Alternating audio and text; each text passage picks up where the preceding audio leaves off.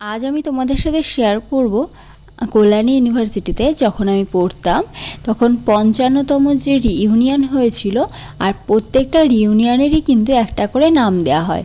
আমাদের সময় যেরকম নাম দেওয়া হয়েছিল প্রোরাইসন। দেখেছো আমরা কত সুন্দর করে এই সাজানো গোছানোগুলো করেছিলাম। সিনিয়র জুনিয়র সবাই মিলেই কিন্তু এই কাজগুলো করে থাকে। আর এই যে জিনিসগুলো দিয়ে টাঙানো দেখছো এগুলো কিন্তু কোনোটাই কিন্তু বাইরে থেকে কেনা হয়নি। সম্পূর্ণ ডেকোরেশন কিন্তু আমরা নিজে হাতে বানিয়ে তারপরে কিন্তু এইখানে সাজিয়েছি। তোমাদের কেমন লাগলো তোমরা কিন্তু জানিও। আর জানো তো এই রিইউনিয়নে সবার একটা মায়া কাজ করে, জানি না সবাই খুব ভালোবেসে, আমরাও খুব ভালোবেসে কাজটা করেছিলাম। এটা ছিল আমাদের ক্লাসরুমটাকে দেখো আমরা কত সুন্দর করে সাজিয়েছি। এগুলো কিন্তু মানে যারা আর্ট ভালো পারে আর্ট করেছে, যারা হাতের কাজ ভালো করে তারা হাতের কাজ করেছে, মানে বিভিন্ন ক্রিয়েটিভ মানুষজন যারা আছে তারা সবাই করেছিল। এখানে যারা ফটোগ্রাফি করে, নর্মাল অনেক ফটোগ্রাফিও যারা করে তারাও কিন্তু এই আর্টগুলো মানে এই ছবিগুলো কিন্তু তারা প্রিন্ট আউট করে দিয়েছিল। তো এখানে দেয়া হয়েছিল একটা গাছের রূপ দেয়া হয়েছে।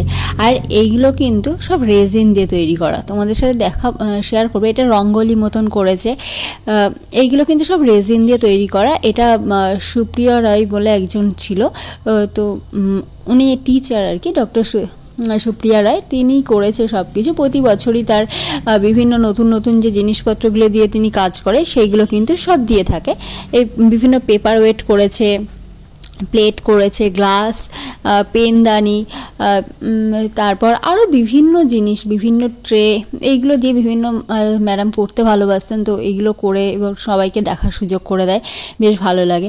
আরও মাটির কাজও কিন্তু বেশ সুন্দর জিনিসপত্র ছিল। এইগুলো যে দেখছো এগুলো কিন্তু বেশ ভালো লাগছিল দেখতে সামনে থেকে, তো আরও সুন্দর। আমার ফোনের ক্যামেরাটা যেহেতু একটু ডিস্টার্ব করে, তো তোমাদের সাথে আমি যতটা পারলাম আমি শেয়ার করলাম। তোমাদের কেমন লাগছে জানিও। আর হ্যাঁ, এই যে প্রতি বছরই এই রিইউনিয়নটা কিন্তু বিভিন্ন নাম হয়। একবার আমি দেখেছিলাম যে আমরা পাস আউট হওয়ার পরে একবার হয়েছিল মহিরুহু নাম দিয়েছিল ওরা, বেশ ভালো লাগে।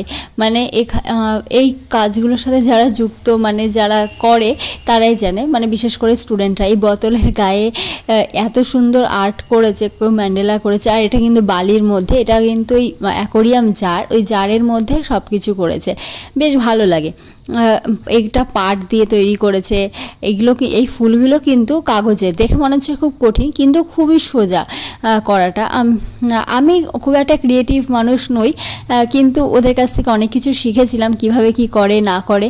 আর ওই যে বিল্ডিংটা দেখছো এটা কিন্তু আমাদের প্র্যাকটিক্যাল বিল্ডিং বলতে পারো। এখানে প্র্যাকটিক্যালে সমস্ত কাজগুলো হয়। আর এইখানটায় আমাদের খাওয়া দাওয়ার ব্যবস্থা করা হয়েছিল, এখানে সবাই খাচ্ছিলাম আমরা।